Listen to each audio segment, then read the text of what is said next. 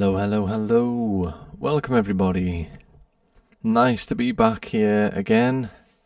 Let us all know where you're tuning in from. Hopefully, I'm just looking at my level. Hopefully my mic's not too loud. I think this should be fine. Yeah, hello everyone. Welcome. Nice to be back. Last week we were looking at really basic sound design, and this week is the opposite. We're going to be looking at stuff for people who want to learn some more advanced stuff. So yeah, it should be fun. I've got quite a few things to go through and touch on in this session.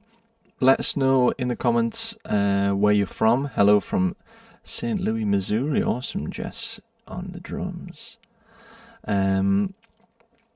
Yeah, let us know where you're tuning in from for the first 5. Always find it interesting. And then let us know if you have any topics you'd like to look at in terms of more intermediate to advanced sound design. Or maybe you already know some stuff, you know. Maybe there's something you've already looked at.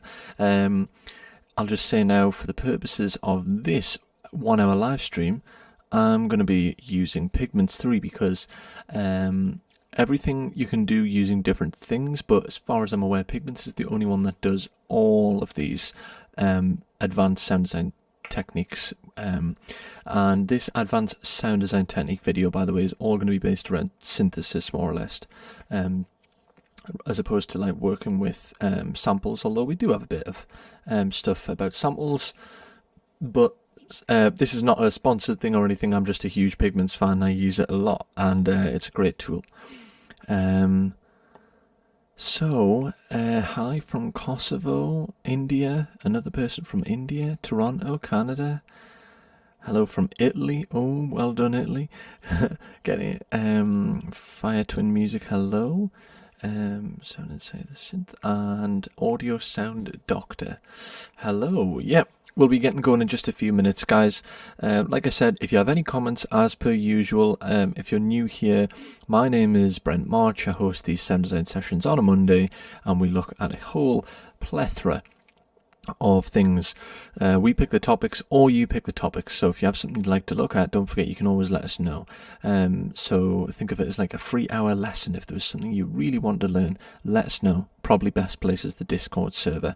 And as usual, we got these streams happening all throughout the week with different people on the channel, mixing, mastering, beat making, production challenges, lots and lots of stuff going on. Hello from Algeria. Great spread, continental, all over the globe. That's awesome. Nice to have so many people from different places.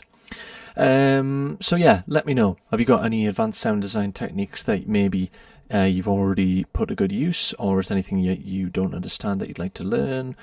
I'm sure we'll be looking at least at some of them in this session. And if you're enjoying the stream, hit the bell icon, subscribe, follow us on all of the usual socials. Just before we get going, let's make sure you guys can hear everything nice and clear. I mean, it's not the most amazing sound, but it'll do. Might be a bit loud, actually. That's probably better.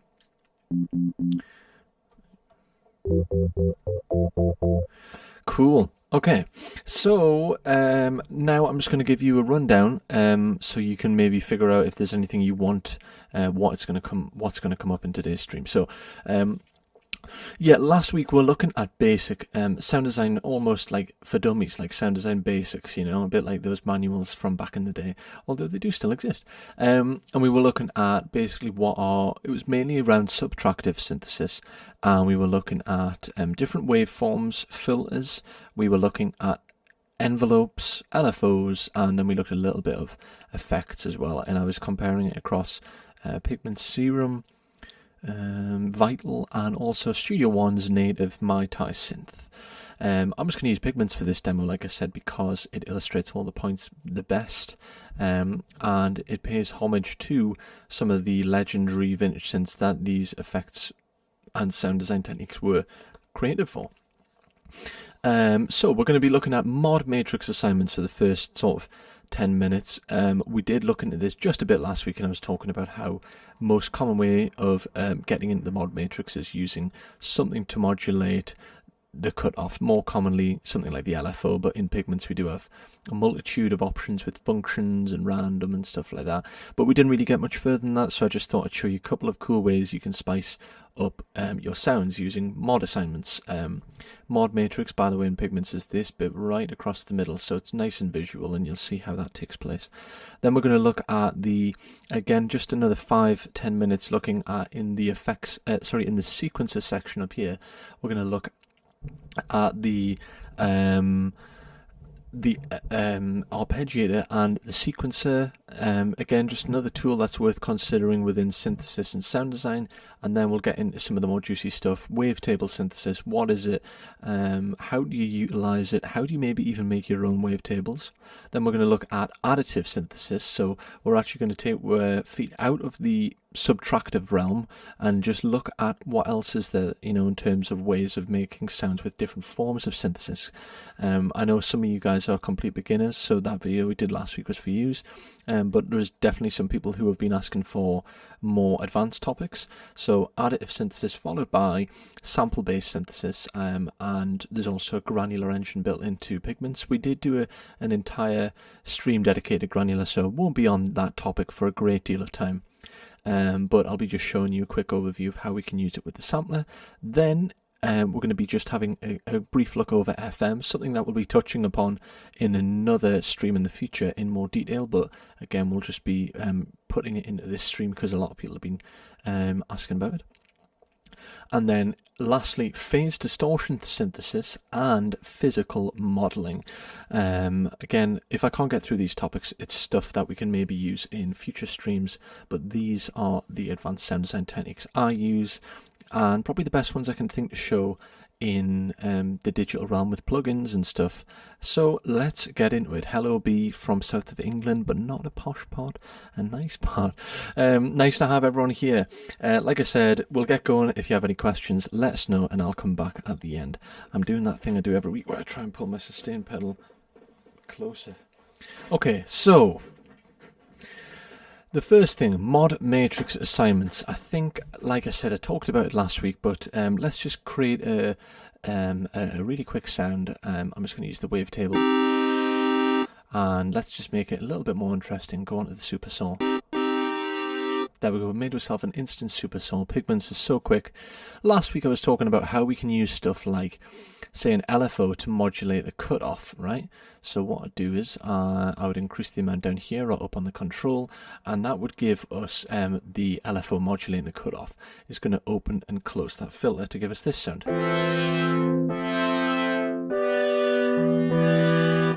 Pretty straightforward. I'm just going to change the polyphonic mode so we can get a couple more voices going there. So there we go. So that is like the most basic form of mod matrix assignment, but there is other things we can do. We can assign, let's say we took these are basic waveforms, and last week I was talking about triangles, I was talking about saws, sine waves, and also square waves. So there is a lot more stuff you can do though, like you can have more complex waveforms. So let's have a look at this basic wave shape. So again, slightly more harmonically and feature rich. What I could use in terms of mod matrix assignment is I could go through all of the basic wave shapes here, again by using an LFO, but to use it to go through the positions of the table like this. So now, rather than just getting one constant waveform, your sound is a lot more interesting because you are creating interest by changing the sound of your oscillator. You hear it get like slightly thinner. It almost sounds like it changes the phase, the polarity a bit, but sounds really, really good.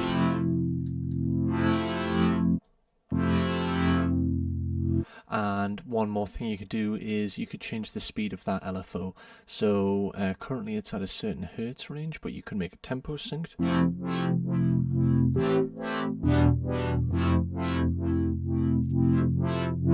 Yeah, really, really cool. You can even do more like serious gating effects, by the way. So suppose that we wanted this to come all the way down. We can do so.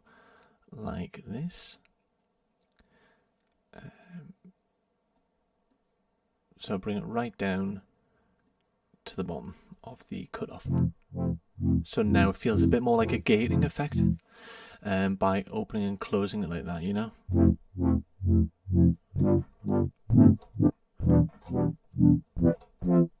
So there you go, just a couple of other ways. Now, how can you maybe use mod matrix assignment to make something like, again, I don't think this is completely true, but these in-the-box digital synths are a little bit cold, as people often say, in comparison to the analog stuff. But you can quickly, easily get away from that, and you know, anyone, even an experienced set of ears, couldn't tell you if you're listening to a digital audio synth or a work tape, a proper synth. And you can do that by maybe, let's say, use another LFO, or let's just use a function to mix things up. And we'll use this to modulate the fine tune. Again, you can do that in a number of ways. I can click and assign a point like this. So if I do that now, as you can see, it's going to just change the fine. I can just overreg it a bit. So there you go. It has a little bit. The thing with analog circuitry is it has a lot of non-linearities, and it's quite unpredictable in terms of its nature because of the way the components interact. You don't get that with the in-the-box stuff because it's digital. It doesn't actually have that electronic component value in the way it's talking because it's all digital signal processed. But you can achieve it using stuff like this. There we go. I mean, it's gone just a tiny bit too far, but that really sounds cool. I like that a lot. And I'll just go back and change the filter cutoff region.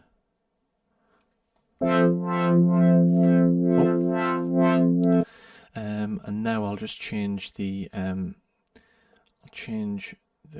bring back the fine tune, and there we go. We'll hear that a bit better.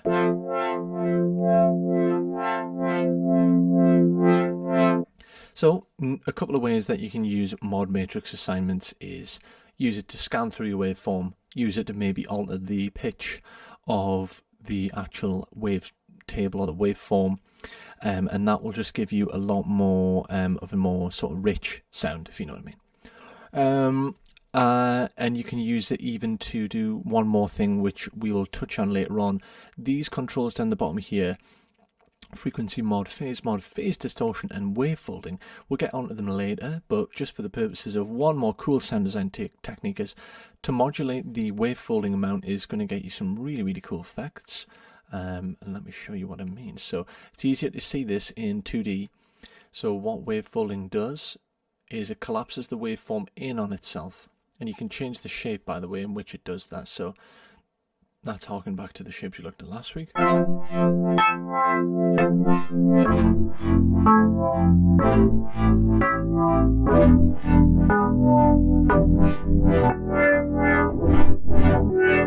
And let's try one more shape. And what I'll do is I'm just going to get rid of, I'm going to pull this cut off back. I just always change the assignments ever so slightly as I go around. But as you can see, the wave folding, you can view it in 2D, but you can't in 3D. So there's a reason that you have the 2D and the 3D visualizer. So 2D makes it easy to see how things are being changed with some of these wave folding and distortion and modulation changes. 3D is a good way to see how the waveform looks and how it'll scan. But this is what the wave folding can sound like.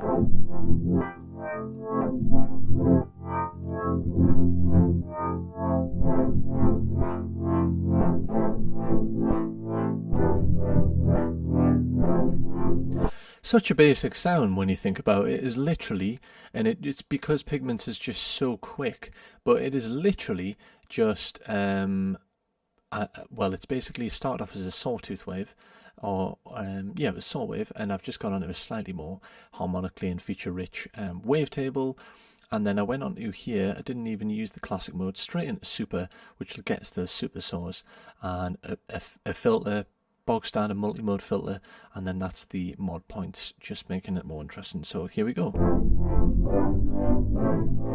If you missed that, you just turned up, you can just start the stream again or catch up on the channel later on. So very, very cool, very nice effect, mod matrix assignments. Now let's go on to the sequencer So in the sequencer, you have an arpeggiator or a sequencer. If you are using any other DAW, you'll have probably an arpeggiator anyway, to be honest. But basically, it's just going to arpeggiate the notes. It's just like a broken chord. If we have it on arpeggiator mode, it'll go through the intervals of the chord, 1, 3, 5, and 7. It's a major 7th chord. The sequencer is a good tool because it's now got this polyrhythm mode, and you can use it in quite an unpredictable nature with this domino effect here, which randomizes the function. So it's not really a sound design tool, but just to be honest, it was just a good way to spice up your sounds. In I think pretty much all synths use these as well. But you can pick your pitch here for the sequence, and you can maybe even lock it onto scale. So harmonic minor, let's say, or natural minor.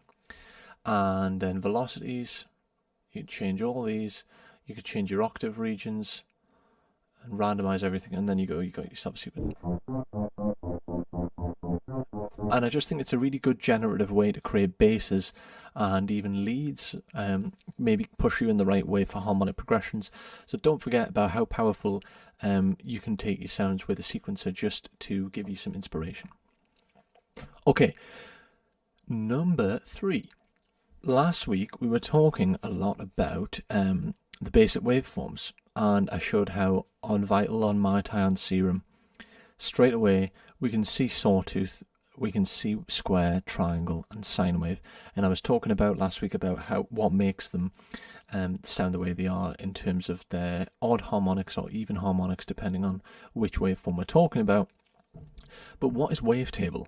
So basically, for anyone who's heard the term wavetable, it seems to be that most manufacturers are going within the realms of wavetable now, just because it offers you so much more. And essentially, the best way to think about it is wavetable is just the waveforms that we discussed last week, but you are going through them in a time sort of manner. So you can basically cycle through the position of a wavetable over time, and it's like literally what I did before with that LFO. I cycled through the waveform to give us more interest. So what we actually have right now is a wavetable.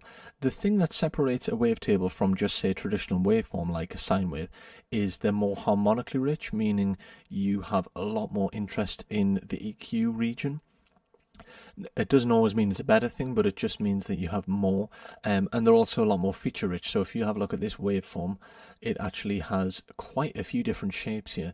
And another good thing about Pigments is it comes with a lot of different ones. Serum's got loads of fantastic ones, Vital as well. But if we look at this waveform, if we have a look in 2D, actually what I'll do is I'll just start this waveform again, because I do have quite a lot of modulation going on.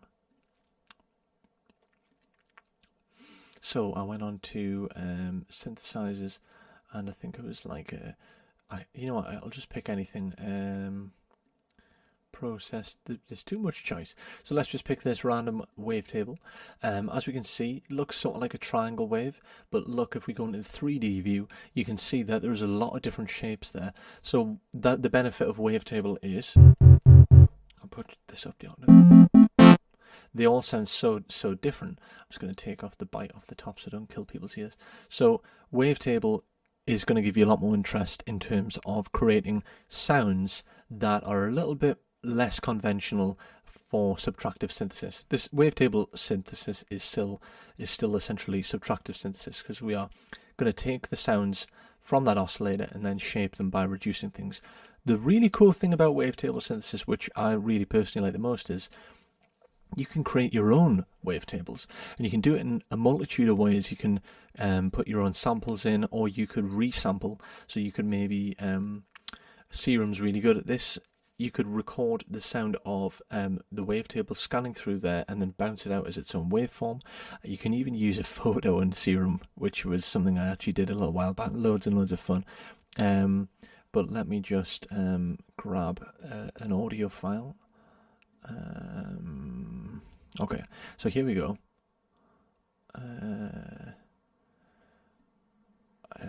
So it's actually didn't make it look as easy. So if you have Pigments loaded up, just drop your wave file onto it, and there you go. You've created your own custom wavetable, and you can save that as well. So really, really nice feature. So when Morph is active, it basically is going to go through the wavetable smoother. So I would advise to have that on if you're going to create your own wavetables, because what it does is it analyzes the audio signal that you've dropped into the wavetable and creates crossfades between all of the different samples. But here is our own wavetable. Nothing amazing, but it just shows you how you can build your own from scratch. I would recommend using good samples. But that's all Arturia have done. So when you're in this folder here, import is stuff that I've imported in. And this one failed to load sadly. But these here are synthesizer waveforms from stuff like this. And then, yeah, these are just field recordings in a way. And again, I'm just at a different point in the wavetable because it changes over time. So wavetables, really, really interesting topic. You could probably spend a bit more time on that, looking at like what is the right wavetable for a certain sound. You know, something that's maybe more harmonically rich in the low end you would use for a bass. For an example, just before we move on, let's have a look. Literally something like this, double bass. So what you want to do here with this sample is you would want to play it at a lower value. So this is a bow double bass patch, and if we cycle through the waveform, we can actually make this sound way better using something I'm going to look at in a bit, which is phase distortion synthesis. But try and use something that maybe puts you in the right category of what it is that you're looking for. So wavetable synthesis, lots of fun. Definitely just try creating your own. It's so simple, just drag and drop, and it has to be a WAV file, so you can't use like MP3 files. Okay, next one. This was brand new to Pigments, and you can also do it in Serum, although it's not as obvious. You have to go into the oscillator and draw in. Basically draw it in. But if we go over to here, by the way, the analog engine is what we basically did last week. If we go to the harmonic engine, what the harmonic engine is, and for anyone who's just got Pigments 3, I think the harmonic engine is probably quite intimidating and confusing, because a lot of the controls here are not sort of universal from the world of subtractive or wavetable. They're just completely new words like partials and the actual imaging. So what is the harmonic engine? Well, it's actually just additive synthesis. Not very simple, but if you break it down, additive synthesis actually is the idea that you can use sine waves to replicate any waveform whatsoever. So by stacking multiple sine waves at different frequencies, they will vibrate differently, they will create a different pitch. So the higher in the frequency region, they're going to vibrate faster, and the faster they vibrate, they get a higher pitch.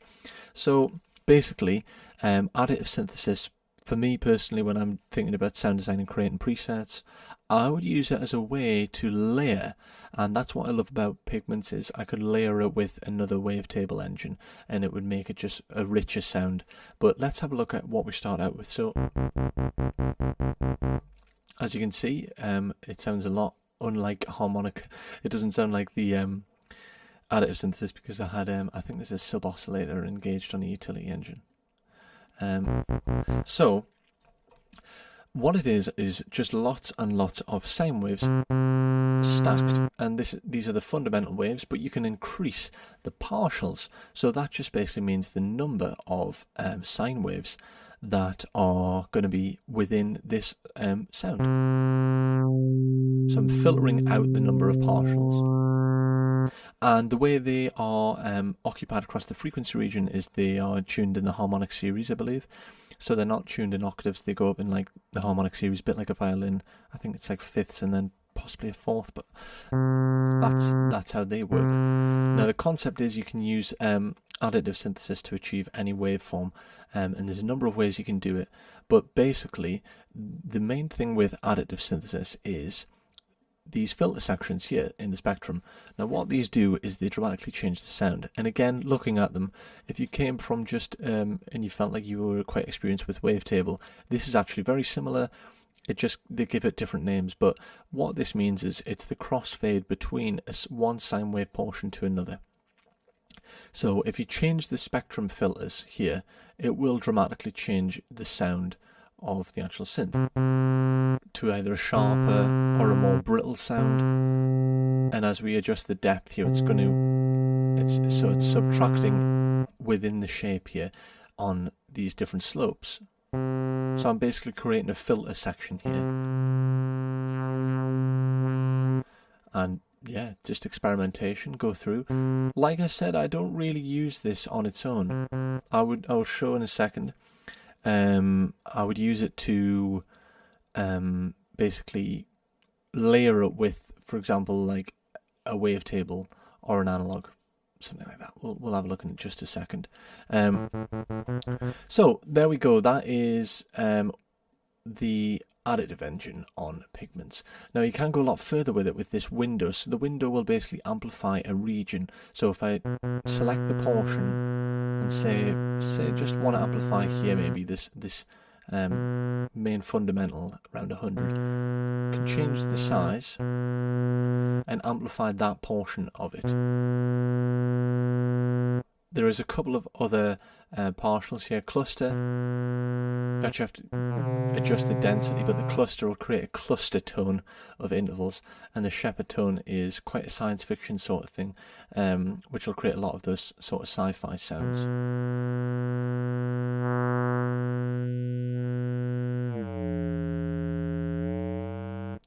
And you could tune it at different regions as well.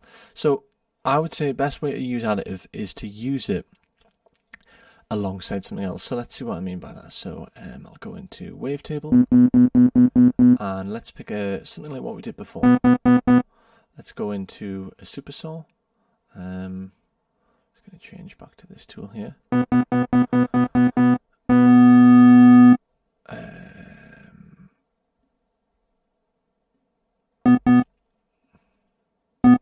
My monitor has this thing where it goes dark if I don't change the window. So there we go. Let's see how we can make a supersaw more rich using the harmonic engine, which is additive synthesis. So I'll change the position of the window.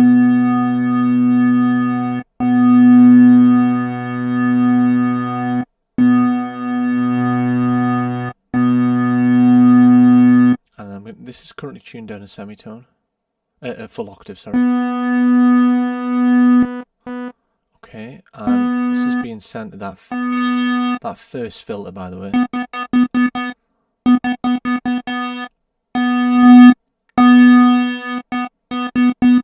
So let's hear the wavetable, and then let's hear the harmonic engine. So what I'll do is I will pitch up the harmonic engine 1 octave above, and then you get a better separation. Okay, and then let's just make it a little bit more interesting by applying some mod points like we did before. And let's just change the harmonic engine in now to see how it's aiding the sound. So it's giving it a lot more top-end bite, and we can also use stuff like the imaging here to basically spread the waves, the actual sine waves, odd and even harmonics left and right, so you'll get a bit more spread.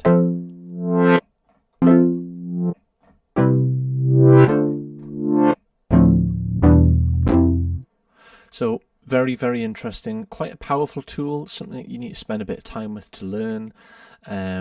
But the main thing with additive is think of it as lots of sine waves being used and stacked, just purely sine waves. And it's different from the waveforms and wavetables because it's just using sine waves. It's not using any other waveform, and that's an interesting one mainly for layering. Okay, next up is sample based and granular. So we have spent a little bit of time in the past looking at sample and granular. If you can do it in Pigments in a number of ways. Utility engines, you can do it like that, but it's a little bit restricted. If you go into any engine and go over to sample, here you can, I wouldn't really say I'd use it as, it's not a powerful sampler. It's a good sampler to use alongside these other engines, but it's not like Contact. It's not as powerful as that. but it is a sampler. It's just a little bit less powerful, if you know what I mean. Double click that course, by the way, returns it to 0. I'll just go back to another default patch because again, I've got those mod points assigned. So grand piano, this is literally the section again where you can again bring your own samples in. So using samples in your piece is probably the way that you're going to make them the most interesting and harmonically rich. And I think that the way they've designed Pigments is fantastic because they've made it so it's going to be very, very powerful, but within lots of different realms. So you got Wavetable, Additive, you got Sample, and then when you're in the sample engine, you also get this granular as well. So you've got a lot of capabilities here. Something to note with granular, with the sample based is rather than tuning things here, I would use this more for mod matrix assignments like we looked at the start. Go into the edit menu and use this actual portion here to tune things. So it's currently tuned to the root note of C. So that's a sample of a grand piano and it plays back quite well.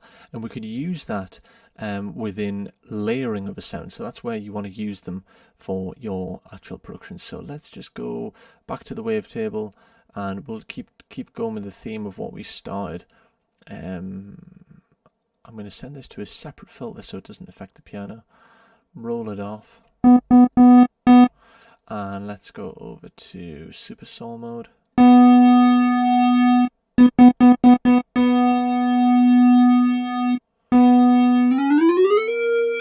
So pitch that up an octave.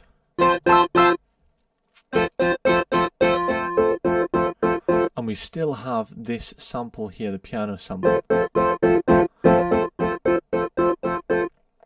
So why would you want to use something like samples? Well, they're really good for reinforcing sounds. So you could even build your own drum sounds in here, and you could use something like this piano for the transient. So that actual transient there could cut through a lot stronger than just a waveform on its own. So let's get rid of, let's keep this in and then let's remove it.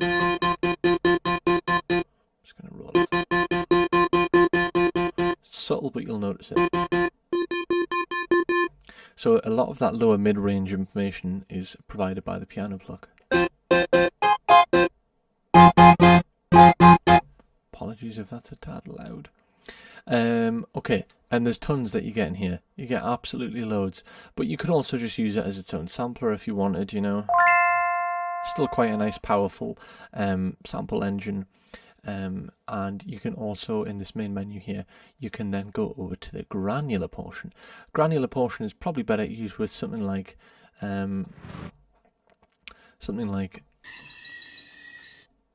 a field recording. So granular we did look at a little while ago with Pigments and Portal, and basically granular takes little grains of the audio and it randomizes the direction, so it doesn't have to play back the same way the sample does. And let's just have a look at how powerful the one in Pigments is, because it gets this tiny little window here, but it's really powerful. So here is that same patch. So what you can do is you can increase with granular the actual, well, you could change the start point, but on a sample like this, it really doesn't matter too much, to be honest. Now what you can do is you can change the size. So how many, basically there's 1 full second of audio it's going to play. You can reduce the size. And you can imagine how you can use these things to, it's great with chopping up vocal samples and whatnot, but you can use this to create all sorts of stuff like percussion layers, and you've got lots of different ways you can utilize it, but you can utilize it within the sample engine here. So not many sounds these days are just subtractive synthesis or basic waveforms. So we have the granular option. Again, I could spend this whole stream on it, but we already did. If you're really interested in granular, it's a technique that I use a lot on like vocal processing and stuff, which is cool. So go back and check that video out if you're interested in, like, really interested in granular, because we did a whole topic on it. So the granular engine again gets its own envelope shape. So a little bit like additive synthesis, where you have a filter to go between the samples. Granular uses these envelope shapes to go between the grains.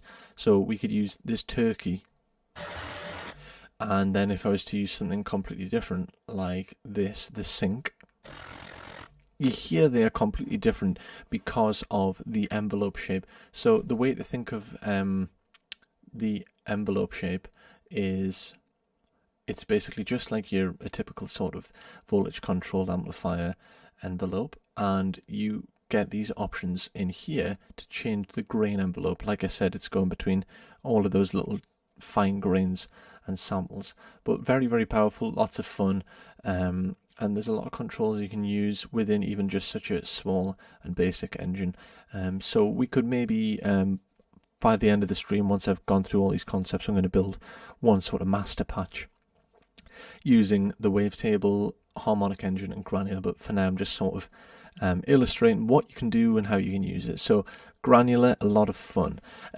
Okay, so the next thing about the Pigments Wavetable synth is not many people are aware of the fact that it can have FM capabilities. I think FM is without doubt one of the most confusing sound design and synthesis topics out there. FM stands for frequency modulation, and what it means essentially, to break it down, is instead of using, for example, envelopes and LFOs to modulate our oscillators, we are using another oscillator to modulate another oscillator, and they get called operators. It's just the terminology that's used. This all came from the world of DX7, Yamaha DX7. Again, Arturia do have an actual recreation which is really good.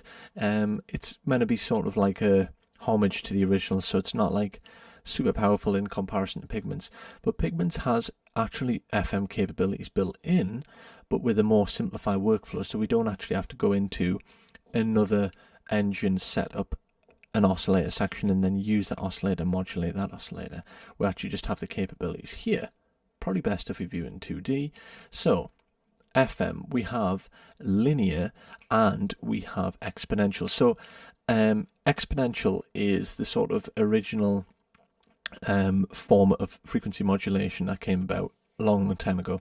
Exponential is cool for those sort of blippy sci-fi effects, but with exponential, with the frequency modulation, you lose the pitch, so you actually start just creating more of like effect sounds.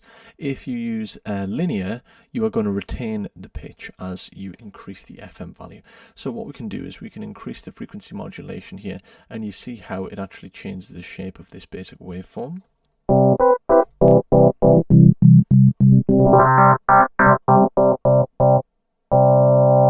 And again, if I did this now with exponential, so look at that, we're losing the pitch.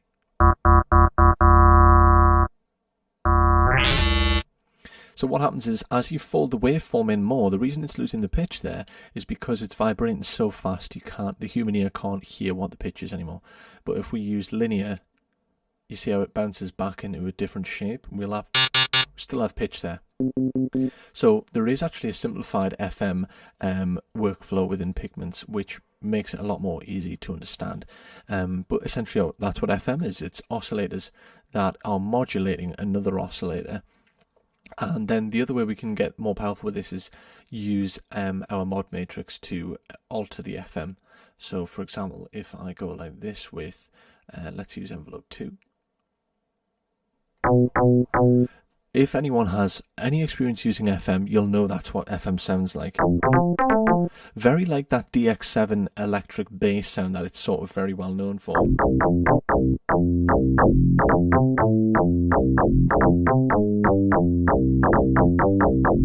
That's very, very an FM sort of sound. So if you start to use the mod matrix here, take advantage of the fact that you can use it to modulate the these nice easy routing signals, which otherwise would be quite complex to understand. So FM, it's a big, big world, but you can do it in a much more simplified version, again, in Pigments. I think by the end of this, people will understand why I like Pigments so much.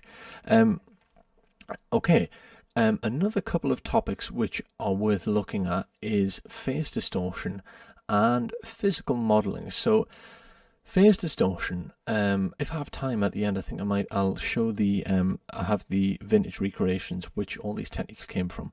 But basically phase distortion came from Casio, the Casio CZ, which was like this budget, well before my time, but a budget synth. And they really were keeping costs down, and they came up with phase distortion as a way to get rid of the need for having a filter section. Basically, if I get rid of, again, I'll just go back to a default patch. So if I get rid of the filter completely here.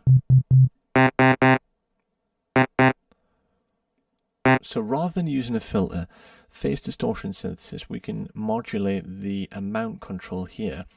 And what it does is it's basically it's like it's a sine wave, and it's just tilting the sine wave, and that's what creates the effect of filtering. So let's just see what that sounds like. So again, we'll use envelope 2 and we'll modulate the phase distortion amount. And it already sounds like there's a filter on there, but again, look, we've got no filters at all.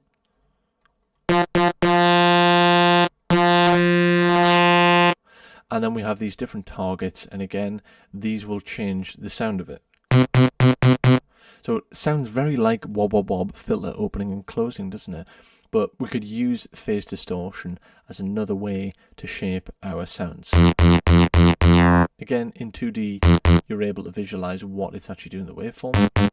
And then we have this control amount down here as well. This is the distortion amount, basically. Let's go for a couple more targets. And it's lovely that you get the optionality here.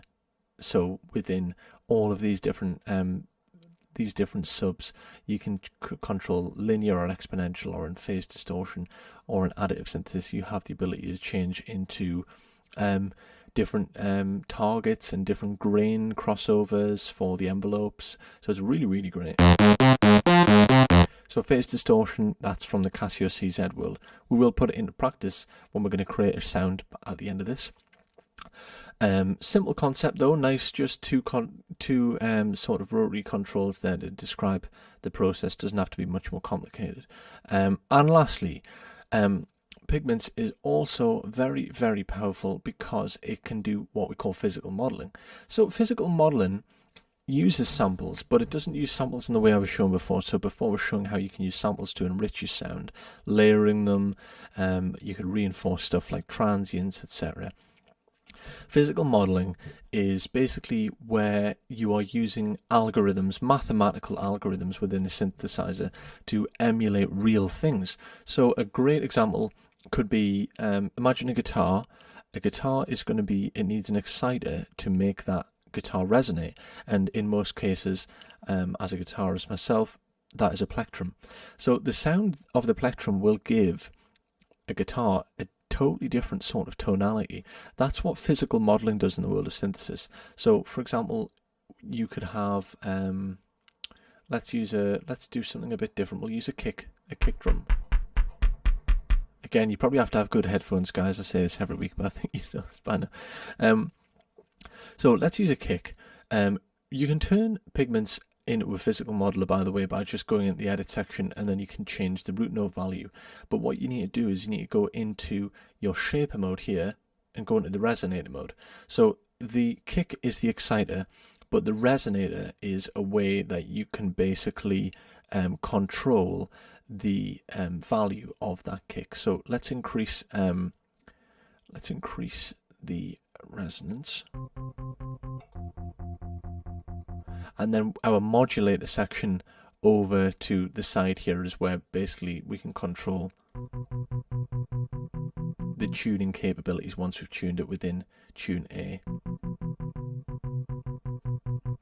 So physical modeling is a way we can achieve that. If we go in, we have inharmonic, which is, it'll spread out the frequencies. So not many people know about the resonator feature. So what we're creating here is basically we still have the exciter, the kick, but it's like we're striking the kick with different sources, physically modeled different sources. So let's dive into a couple of other samples here. We'll go back to bells and mallets. Yeah, we'll go back to the piano one.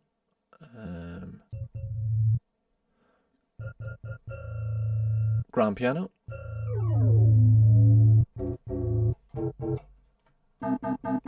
So we've still got the grand piano.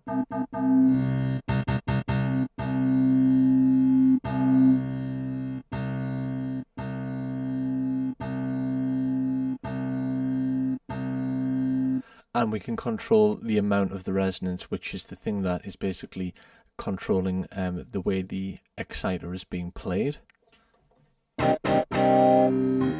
And basically it will recreate the sound of it in the real world, but it can sort of push it further, so it creates probably the most unworldly sounds within the world of samples. So if you feel like you haven't got enough capabilities using granular and sample based engine, use the resonator function and you can turn pigments into more of a physical modeling synth. So with all that in mind, let's take 5 minutes to build a patch using the mod matrix assignments, wavetable synthesis, additive synthesis, maybe even some sample and granular. We have the FM capabilities and the phase distortion and the physical modeling capabilities. So a lot of things we can do there. Let's go back to our default and we'll start fresh. So I'll go about creating a patch, and then if anyone has any questions, there might have already been some, I'll try and come back and answer them and see if anyone has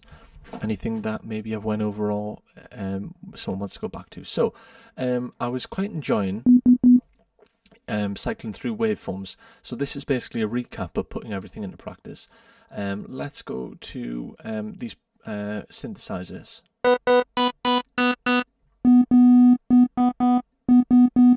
And let's see them over 3D. So quite a bit of variation, because remember Wavetable, we get a lot more variation over time. So that looks quite cool. I'm going to increase the voices on unison.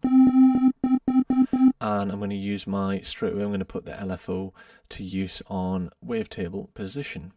I can click that and just modulate the section down here.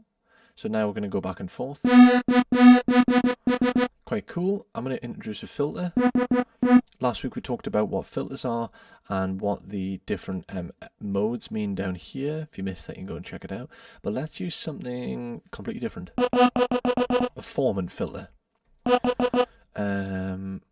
Morph the frequency range.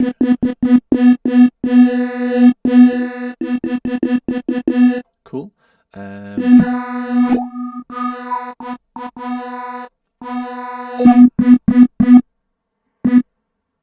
Okay, let's go in engine 2.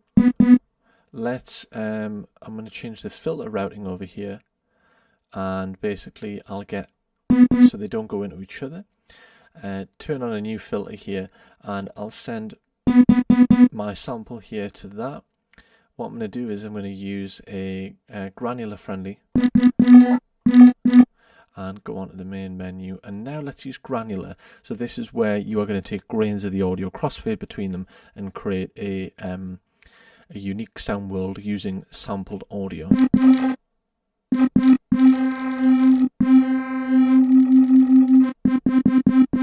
Okay, I'm going to do a bit of shaping.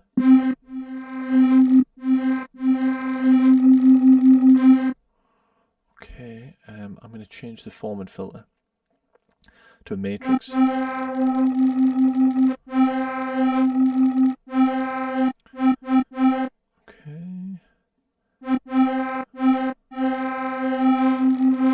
By setting unipolar, this means that the LFO will not stop, because it was stopping at the end of the waveform, but we want to keep it interesting by going back and forth. I might just have a look at a couple of other waveforms here.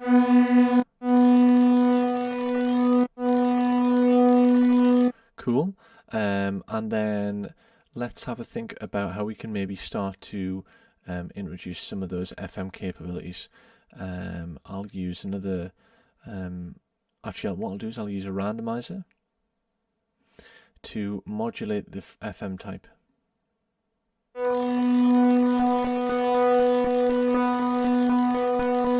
Again, keep it in linear mode. So, like I said, linear mode means that it doesn't lose pitch value as it increases. I'm going to go back into this sample here and use something more like a bell. Marimba sounds really cool. We could maybe even pitch it down. Actually, I think it's probably at a good enough range there. Okay, we could use phase distortion alongside a filter to again just get more crazy effects. Same thing, assign it as random. And last thing I'll do is let's just make it interesting with some effects.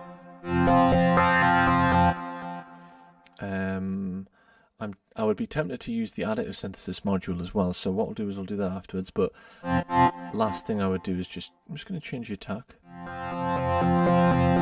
So here we go. This is using our wavetable, cycling through it over time using the mod matrix, and then we are filtering that using a matrix 12 filter. I've got some unison on that wavetable. I think it's actually a super, no, it's just unison. And then we're using this marimba sample, and we are using it in a granular, it's processing it in a granular range. So let's hear this.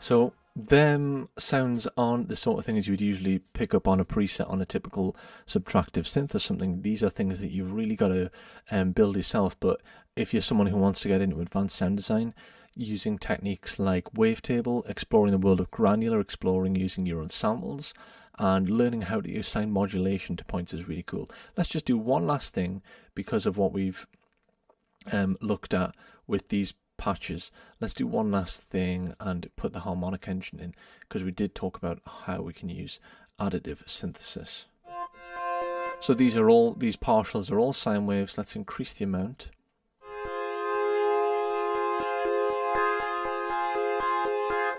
I'm just going to change this window's position and size.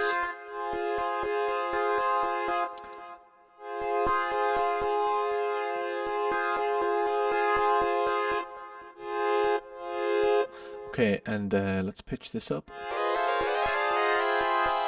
I was making a funny face when I did it. And I'm going to do something I did before, which was modulate the fine tune. Very, makes it feel a lot more analog. Cool, liking this. This is going to filter 2.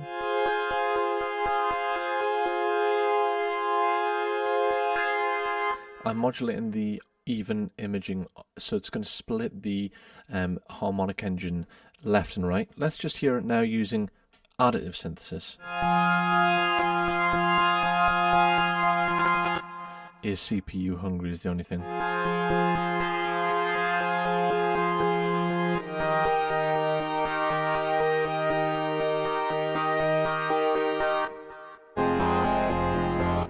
You can really hear the interest with the randomizer there. As I pitch it an octave lower, it just gets more involved. Very Daft Punk sort of, when you think about they were sound design gods.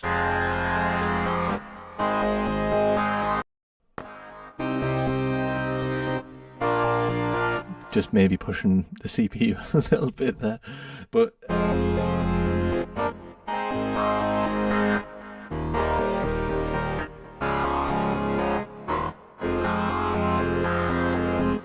so there we go. I think I utilized every effect there. We had a bit of frequency modulation going on, a bit of phase distortion.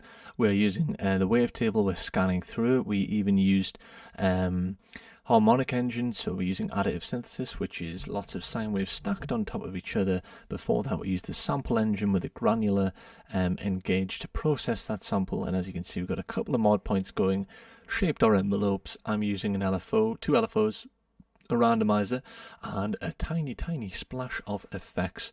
And yeah, it's just whatever you fancy in terms of how advanced. Just because something is advanced doesn't necessarily mean it sounds good. I think that sounded quite good, but simple also can sound really good. So I'm just going to come over and have a look at comments. So let's see. Yes, Simple Sam, I'm a huge Justice fan, so I would agree that was very sort of Justice sound, wasn't it? It's like that electronic genre, that dance electronic sort of sound, it still has quite an organic sound to it. Is it possible to create a wavetable that can modulate between two synths that emulate real instruments? For example, a piano or a violin. You could do that, and the way you would do it, Watson, I would say, is capture, so with a field recorder or a mic like what I'm using here, record, so what you're saying is using a piano, so record your piano and then record your violin, or pull the samples off something like the ADSR website. I'm sure there'll be something, and then what you want to do is bounce them into one audio file, and maybe bounce them into an audio file but crossfade the audio before you do it, then drop that into the Wavetable engine and scan through it like I was shown in the mod matrix with something like an LFO, and it'll go from the piano to the violin. That's probably the best way for you to do that. Someone talking about using the Wavetable function in Serum. I've used that a lot. It's awesome. I always forget, by the way, to go over to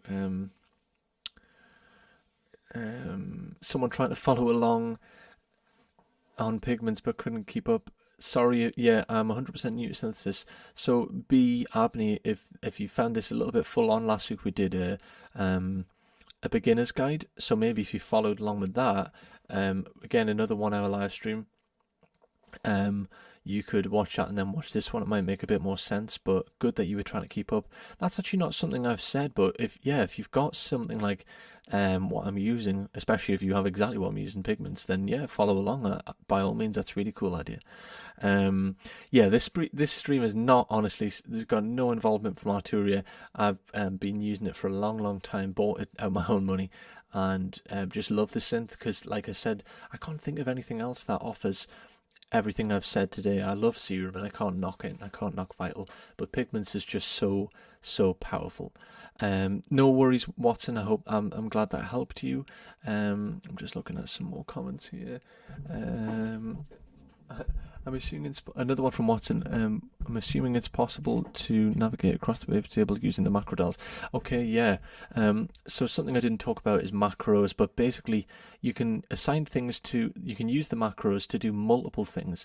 So you could use a macro to say control the cutoff of this filter and this filter, and you could also use it to scan, say, the phase distortion on the wave folding. So now that single macro has 4 different capabilities. Let me just turn engagement. Now if I increase the macro, it's doing all 4 of those things at once. So yeah, you could use a macro to assign it. Very useful for live performance, them sort of things. Sorry, I'm just going between to YouTube and Facebook comments and Twitch. Yeah. It's cool to have a unique sound, exactly like Simple Sam is saying. You might not have created what I've created, but you've created something useful. So I hope that was useful. I hope it wasn't too full on or too confusing, and I hope it wasn't too basic. Again, like I said at the start of the stream, we're really looking at sound design here, but within synthesis. So we could totally look at basic sound design concepts within working as like sound design to, say, for example, picture, and there's a lot of different things you can do there, but within building your own actual sounds from scratch, this is how I do it, and this is how I do it on a daily occurrence. Yeah, hope that everyone has enjoyed this. As always, if you have any questions, leave them on ADSR Discord server. I'll be back next week. If you have something you'd love to look at, let us know. We can certainly think about it and fit it in. More streams each week. We still have the sale on the ADSR website, so don't forget about that. I think I've got it maybe for a couple more days. I can't remember off the top of my head. And yeah, thumbs up if you liked it, guys, because it really means a lot to us, and hit the bell icon to be notified for future streams. I'll be back here next Monday doing another one, another live stream, and there'll be plenty more live streams throughout the week from the usual hosts. So hope you enjoyed this. Thank you, B, again. Yeah, I would agree. Presets are great, but, you know, to be able to do your own sound, you just feel so much more in control, and you don't want to get stuck in that world of just being used to using presets. Thanks again, Simple Sam. Thanks, everyone, and I shall see you next week. Hope you all have a great week. Bye, guys. Bye.